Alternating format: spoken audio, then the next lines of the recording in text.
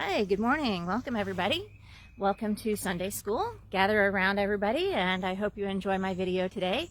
Today I'm going to be talking to you about a spiritual practice that I often enjoy, and that's called forest bathing.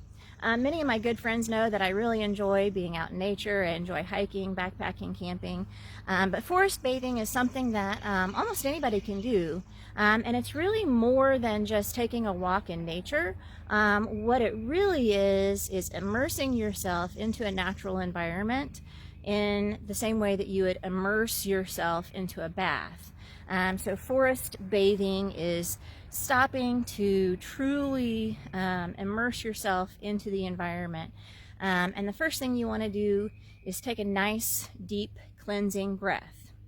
So we're going to do that right now. So do this with me. Take a nice, deep breath.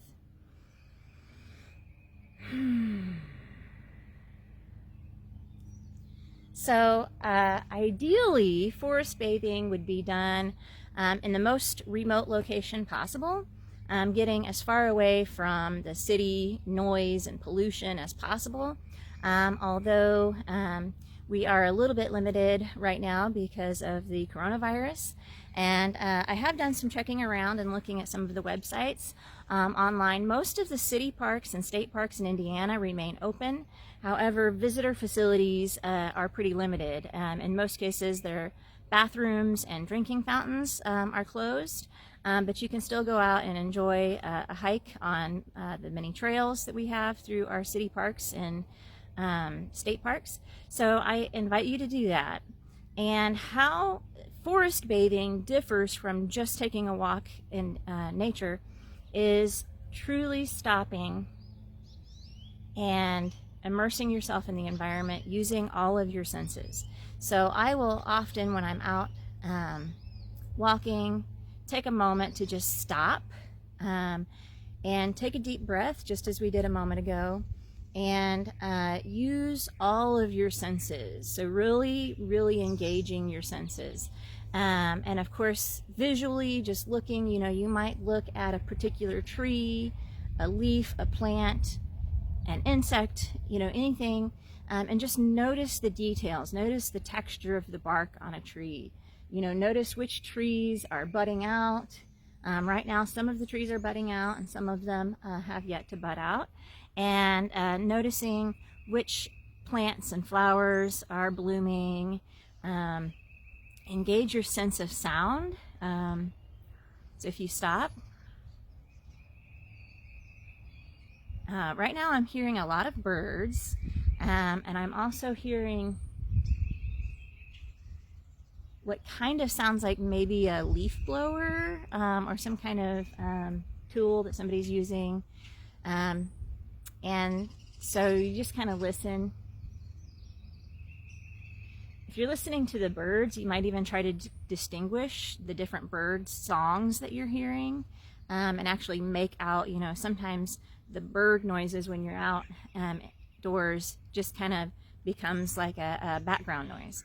But if you really tune in to a particular bird and pay attention to its particular song, that can really be tuning you into that natural environment. In this time of social distancing, I encourage you not to touch too many things with your hands, but you can engage your sense of touch through feeling the air on your skin. Just notice, is the air cool or warm? If the sun is out, really engage in that warming sensation that you get by being in the sun.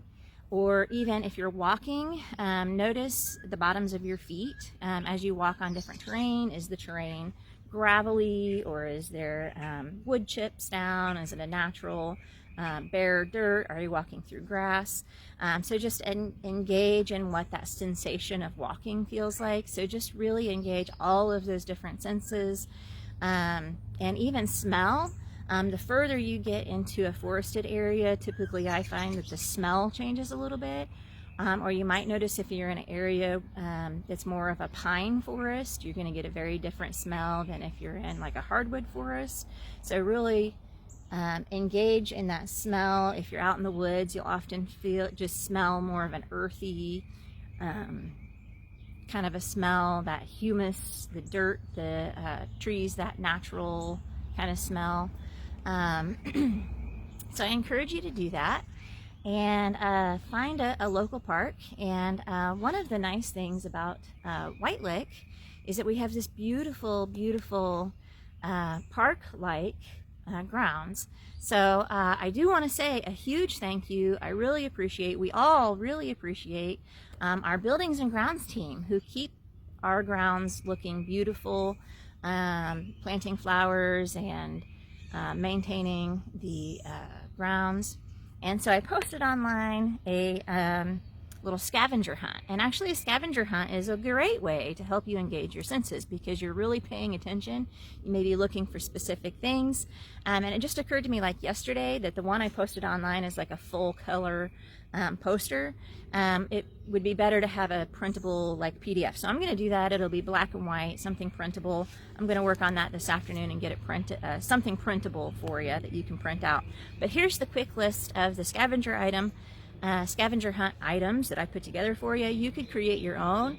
When creating a scavenger hunt or a nature scavenger hunt, what you want to do is include a few things that you're pretty likely to find, like trees, grass, rocks, trees, birds, but you also might want to include a few things that you'll have to really be looking for, like smaller objects like moss. So you might want to look underneath trees to find moss. Or you might want to include pine cones, feathers, things like that that you're less likely to find unless you're really paying attention and really looking for those things. So here's my list that I made. Rock, pine cone, bird, a budding tree. So this time of year, some of the trees are budding. So look for a tree specifically that's budding out. A cross. We got one behind me right here. See how many, if you visit the White Lick grounds today, you might see how many crosses can you find on this property. Something fun. A prayer station. There's a couple of prayer stations on the property, so you might want to spend some time in one of the many prayer stations that we have around the property. Moss, a feather, water, a headstone, so that invites you to go visit the cemetery, which is a beautiful space as well. A bunny, I don't know how many. You might look for other wildlife, some squirrels, things like that, and flowers. And I did notice that there are some flowers bloomed out here on the property. So I'm going to take a walk around the property and I'm going to take some pictures and I'll share those pictures with you later. But I just invite you to spend some time. I miss seeing all of the people and being able to worship communally with everybody here at White Lick, and I miss having our lunches together, but I also kind of miss coming out here to the property. So that's why I came out here today, because this is a beautiful place to visit. It's so wonderful to just kind of hang out here. When I originally looked at the weather forecast a couple of days ago, it looked like Sunday was going to be the nicer day, but it's kind of cloudy and overcast. So if you come out, bring a jacket, bring a little hoodie. The other tips that I will give you, right now, a lot of our parks, as I mentioned earlier, trails are open, but facilities like bathrooms and drinking fountains are closed. So a couple of tips. One, you'll want to bring a bottled water. And two, right now at this time, because of social distancing and a lot of the public bathrooms being closed, you'll probably want to pick a park or a location that's relatively close to home.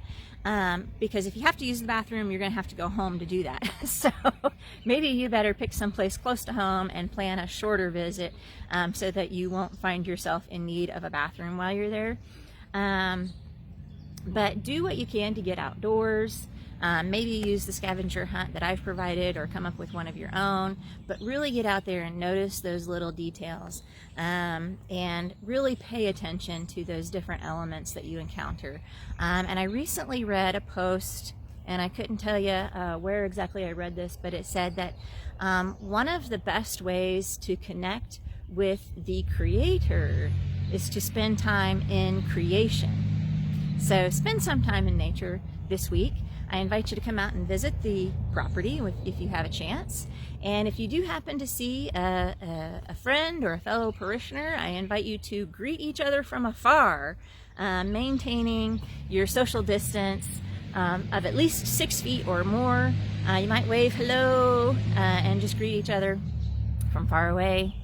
Yeah, you guys are probably picking up on some road noise. A big truck just passed by. But that would be one of the benefits of getting out to a more remote location, would be less noise, street noise and cars and things like that.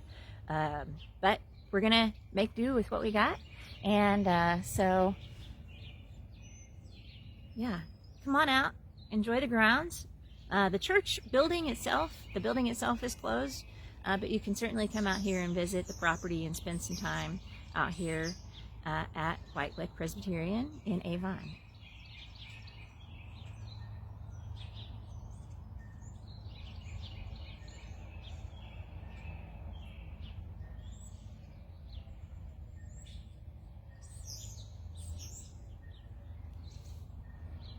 Thanks for joining me this week, guys.